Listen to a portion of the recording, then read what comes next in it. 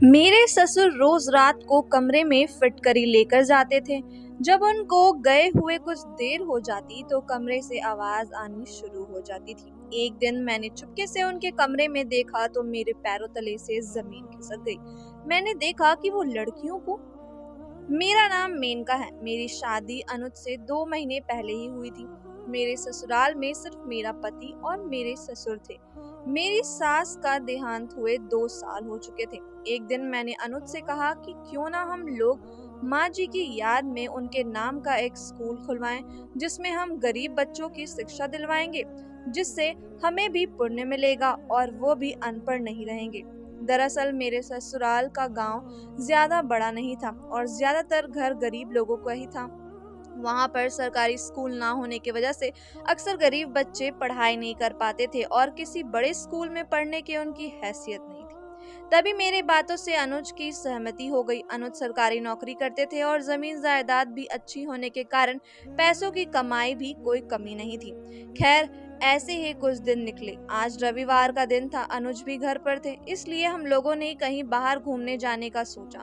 पिताजी से पूछा तो उन्होंने कहा कि मेरी तबीयत ठीक नहीं है, आप लोग चले जाओ, मैं शाम को अपने दोस्तों के साथ अनाथ आश्रम हो आऊंगा। हम लोग उन्हें खाना वगैरह खिलाकर घूमने चले गए। शहर की काफी अच्छी अच्छी जगह पर घूमने के बाद शाम को एकदम थक कर चूर हो चुके थे। पिताजी के लिए खाना बनाया और उन्हें खिलाकर मैं और अनुज सोने चले गए। हम लोगों ने खाना नहीं खाया क्योंकि पूरा दिन बाहर आज नमकीन और स्वीट खा खा कर पेट भर चुका था। ऐसे ही दिन निकलते गए। अब हमारा स्कूल भी पूरी तरह बनकर तैयार हो गया। आज स्कूल का उद्घाटन था। पिताजी को ले जाया गया और रिबन काटिंग करवाई गई। मेरे मन में जितनी खुशी थी वह तो शायद ही किसी को मन में होगा, क्योंकि मैं हमेशा से खुले विचारों वाली रही हूँ और गरीब लोगों के लिए कुछ करने में तो मानो मुझे पूरी दुनिया की खुशी मिलती थी।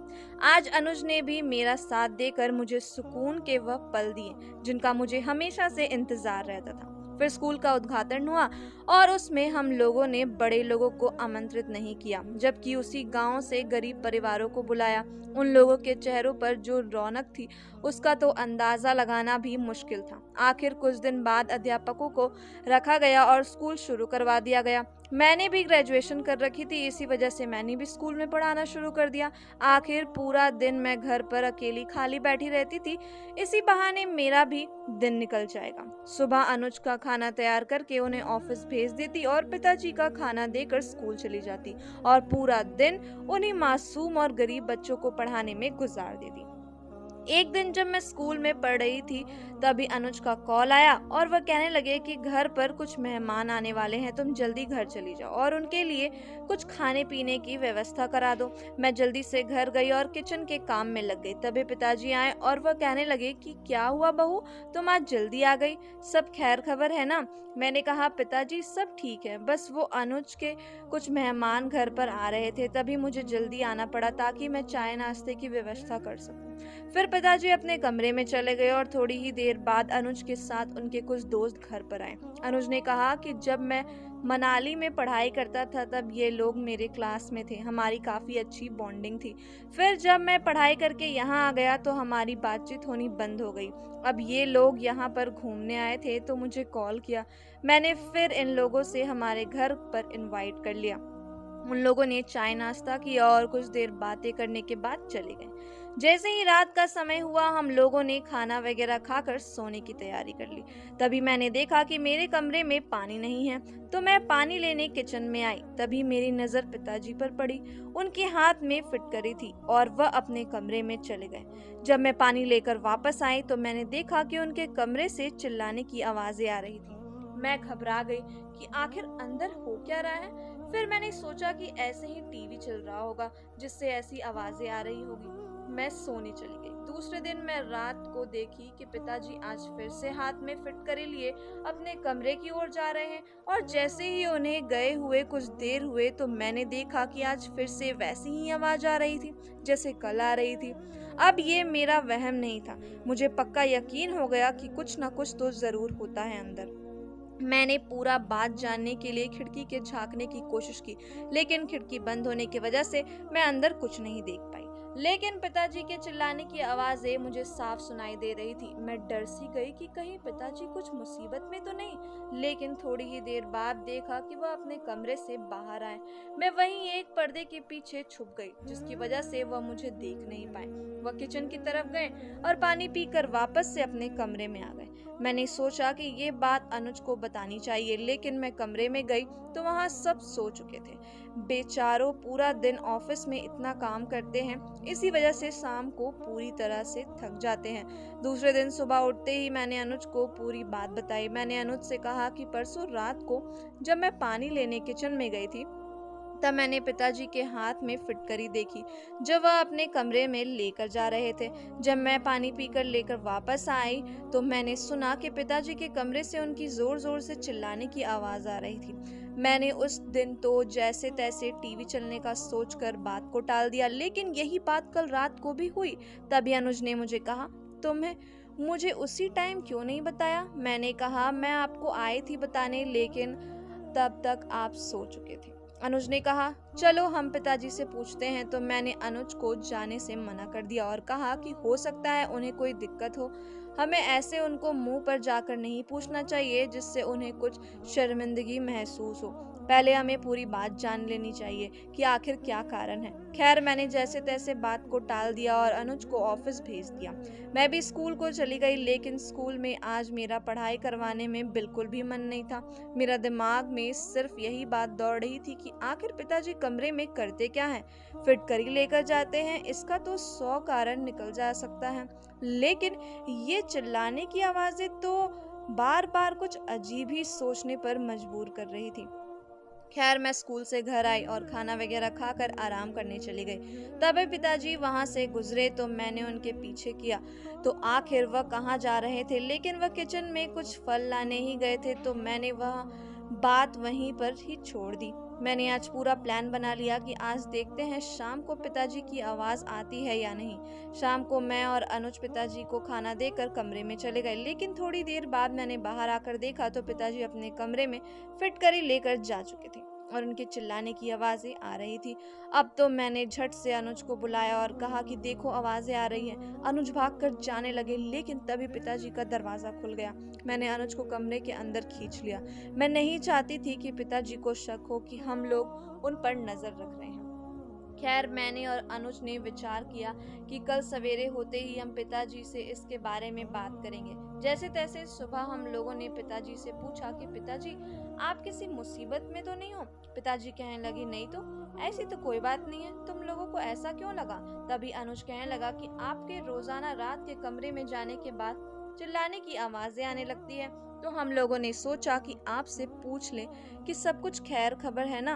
तभी पिताजी कहने लगे कि सब ठीक है। कई बार क्या होता है कि टीवी में कुछ हंसी मजाक का कार्यक्रम आ जाता है, जिसे देखकर मैं जोर जोर से हंसने लगता हूँ और आप लोगों को लगा कि मैं चिल्लाता हूँ। अब अनुज का वहम निकल चुका था, लेकिन मेरा नहीं, क्योंकि मैंने उस दिन खिड़की से उनकी आवाजें साफ सुनी थी। ये उनके हंसने की आवाज नहीं थी, ना ही टीवी के किसी कार्यक्रम की, ये तो उन्हें के चिल्लाने की आवाज थी। मैंने अनुज से कहा कि पिताजी हमसे जरूर कुछ छुपा रहे हैं, वो टीवी की आवाज या फिर उनके हंसने की आवाज नहीं थी। मैंने एक दिन खुद अपने कानों से खिड़की के पास खड़े होकर सुना है। अनुज ने मुझे बैठाया और कहा, अरे मेनका, तुम खामखा इतनी टेंशन लेती है। अगर ऐसी कोई बात होती तो पिताजी हमें जरूर बताते। हो सकता है कि वो टीवी के कुछ कार्यक्रम की वजह से हंसने लगे हों और उनकी हंसने की आवाज ऐसी ही है। अब बुजुर्ग हो जा रहे हैं और तुम्हें ऐसा लग होगा कि वो चिल्ला रहे हैं। तुम इतनी छोटी छोटी बातों को अपने दिमाग पर मत लिया करो। और हाँ, जल्दी से मेरा खाना लगा दो, मुझे ऑफिस के लिए लेट हो रहा है। मैं बेमन से अनुज के लिए खाना लगाने लगी, क्योंकि मेरा दिमाग तो रह रहकर उसी बात पर जा रहा था कि पिताजी ने हमसे झूठ क्यों बोला और वो आखिर में हमसे छुपा क्या रहे थे। खैर, कुछ दिन ऐसे ही निकल गए। एक दिन मैं स्कूल में बैठी थी, तभी मेरी माँ फोन आया। उन्होंने कहा कि तुम्हारे भतीजा हुआ है, इसलिए 2 दिन के लिए तुम यहाँ चली आओ। मैंने ये बात घर आकर अनुज को बताई और कहा कि मुझे अपने मायके जाना है। तभी अनुज ने परमिशन दे दी और पिताजी से पूछा तो उन्होंने भी कहा। कि तुम चली जाओ। मैं अपने मायके चली गई और वहाँ 2 दिन फंक्शन एंजॉय किया और सब लोगों से हंस खेल कर बातें की। इसी बीच में पिताजी की वह फिटकरी वाली बात पूरी तरह भूल चुकी थी। मैंने 2 दिन बाद वापस आने की तैयारी कर ली। अनुज मुझे लाने के लिए चले गए। चाय नाश्ता करने के बाद हम लोग मेरे मायके से निकल गए और यहाँ पर आ गए। यहाँ आकर मैंने देखा कि पिताजी अपने कमरे में थे। हमें आने में काफी देर हो चुकी थी। अनुज नहाने चले गए और मैं खाना लगाने चली गई। तभी मैंने सुना कि आज फिर से उनके कमरे से आवाज आ रही थी। शायद पिताजी को पता नहीं लगा था कि हम लोग आ गए हैं। मैं उनके कमरे के पास गई, तब उनकी आवाज बंद हो चुकी थी। अब तो मुझे पूरा शक होने लगा था कि पिताजी कुछ न कुछ तो अंदर जरूर कर रहे हैं। मैंने अनुज को इस बार कुछ नहीं बताया क्योंकि अनुज मेरी बातों पर विश्वास करने वाले नहीं थे। आखिर वह तो मुझे समझा कर बैठा देते और कहते कि तुम्हें वहम हुआ है। मैंने प्लान बनाया कि आखिर पता तो करूं ताकि पूरी सच्चाई सामने आए। मैंने दूसरे दिन सब जानने का सोचकर हम खाना वगैरह खाकर सो गए। दूसरे दिन मैंने सोचा कि आज मैं पिताजी के कमरे में छुपकर सब कुछ देखूंगी कि आखिर उनके कमरे में होता क्या है। शाम का समय हुआ। अनुज जब सो गए तो मैं पिताजी के कमरे में जाकर चुपके से उनके कमरे के एक कोने में छुपकर बैठ गई। कुछ देर बाद जब पिताजी कमरे में फिटकरी लेकर आए तो मैंने देखा कि वो एक कपड़े में फिटकरी को डालकर एक भारी चीज से उसकी ठुकाई कर रहे हैं और उसे पीसकर एकदम बुरादे जैसा बना लिया है। फिर उसमें उन्होंने कोकोनट का तेल डाला और उसका एक लेपन जैसा तैयार किया। उस लेपन को वो अपने पूरे शरीर पर लगा रहे थे। जैसे ही वो अपने पूरे शरीर पर लगाए जा रहे थे वैसे ही उनकी जोर जोर से आवाजें आ रही थी, जैसे वो दर्द के मारे कहर रहे हों। मुझे बहुत दया आई कि पिताजी को बहुत दर्द हो रहा है। मैं बाहर निकल कर उनसे सब बात पूछती हूँ, लेकिन मेरे पाँव रुक गए क्योंकि मैं आखिर तक सब कुछ जानना चाहती थी। जैसे ही पिताजी ने पूरे शरीर पर वह लेपन किया तो उनकी दर्द के मारे जान निकली जा रही थी। कुछ देर रखने के बाद उन्होंने उस लेपन को एक और कपड़े से हटाया और डस्टबिन में डाल दिया। फिर वह पानी पीने के लिए किचन में चले गए। मैं वहां से बाहर निकली और अपने कमरे में चली गई। दूसरे दिन मैंने अनुज को ये सारी बातें बताई। अनुज ने पहले तो मुझे डांटा कि ऐसे किसी के कमरे के चोरी चुपके झांकना गलत बात होती है। मेनका, अगर तुम्हें पूरा पता लगाना ही था तो मुझे भी बता देती, हम दोनों चलते। लेकिन मैंने अनुज को जैसे तैसे समझाया कि आपने पहले भी मेरी बात पर विश्वास नहीं किया था। आप मुझे समझा बुझाकर वहीं छोड़ देते, लेकिन जब तक मैं उनके कमरे में नहीं जाती तो हमें आखिर तक पता नहीं चलता कि पिताजी किस समस्या के जूझ रहे हैं। मैंने अनुज से कहा कि कोई तो बात जरूर है अनुज, पिताजी फिटकरी को लेपन बनाते हैं और अपने पूरे शरीर पर लगाते हैं, पता नहीं उन्हें क्या दिक्कत है, और जैसे ही वह अपने शरीर पर लगाते हैं तो दर्द के मारे कहरते उठते हैं। अनुज ने कहा कि चलो हम पिताजी से सभी बातें करते हैं। हम लोग पिताजी के कमरे में गए और कहा कि पिताजी, आपको क्या समस्या है, आप फिटकरी अपने शरीर पर क्यों लगाते हैं। पिताजी एकदम से सुनकर चौंक से गए, जैसे वो नहीं चाहते थे कि हमें इसके बारे में पता चले। मैंने पिताजी से कहा कि मुझे माफ कर दीजिए, मैंने कल रात आपके कमरे में छुपकर आपके बातें देख ली। मैं क्या करती पिताजी, हर रोज मैं आपके चिल्लाने की आवाज सुनती तो मेरे मन में तरह तरह के वहम पैदा हो रहे थे कि आखिर आप कमरे में करते क्या हो।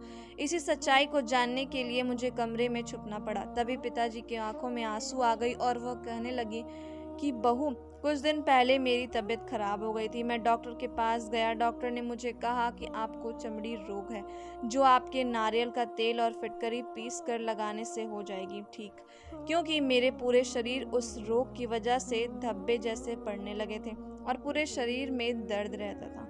तभी अनुज बोल पड़े कि पिताजी, आपने मुझे इस बारे में क्यों नहीं बताया, हम आपको बड़े से बड़े डॉक्टर के पास चेकअप के लिए लेकर जाते। तभी पिताजी कहने लगे कि बेटा, तुम ऑफिस के काम में इतने व्यस्त थे और बहू भी स्कूल में पढ़ाने जाया करती थी, तो मैंने तुम लोगों को परेशान करने का नहीं सोचा। मैंने सोचा कि ऐसे ही बेवजह तुम लोग को परेशान हो जाओगे, इसलिए मैं खुद ही डॉक्टर के पास चला गया और डॉक्टर ने ही कहा था कि आप कुछ दिन तक ये लेपन करोगे तो आपका यह चमड़ी का रोग खत्म हो जाएगा। इसी वजह से मैं अपने आप कमरे से लेपन करने लगता था कि तुम लोगों को बताकर किसी भी तरह का फिक्र ना डालूं। तभी मैंने और अनुज ने पिताजी को गले से लगा लिया और अनुज की आंखों में भी आंसू आ चुके थे। अनुज पिताजी से कहने लगा कि आखिर एक बेटे का फर्ज होता है कि वह अपने पिता की हर एक बीमारी में उसकी सेवा करे, लेकिन पिताजी आपने तो मुझे इस लायक भी नहीं समझाया। पिताजी कहने लगे कि नहीं नहीं बेटा, तुम तो मेरे श्रवण जैसे बेटे हो, बस मैं इसलिए नहीं बताना चाहता था कि तुम परेशान हो जाओगे। तभी अनुज ने कहा कि आप तैयार हो जाओ, हम आपको बड़े से बड़े डॉक्टर के पास इस चमड़ी के रोग का इलाज करवाने लेकर जाएंगे और आज से आपकी पूरी सेवा मैं खुद करूंगा। पिताजी ने हम दोनों को फिर से गले लगा लिया।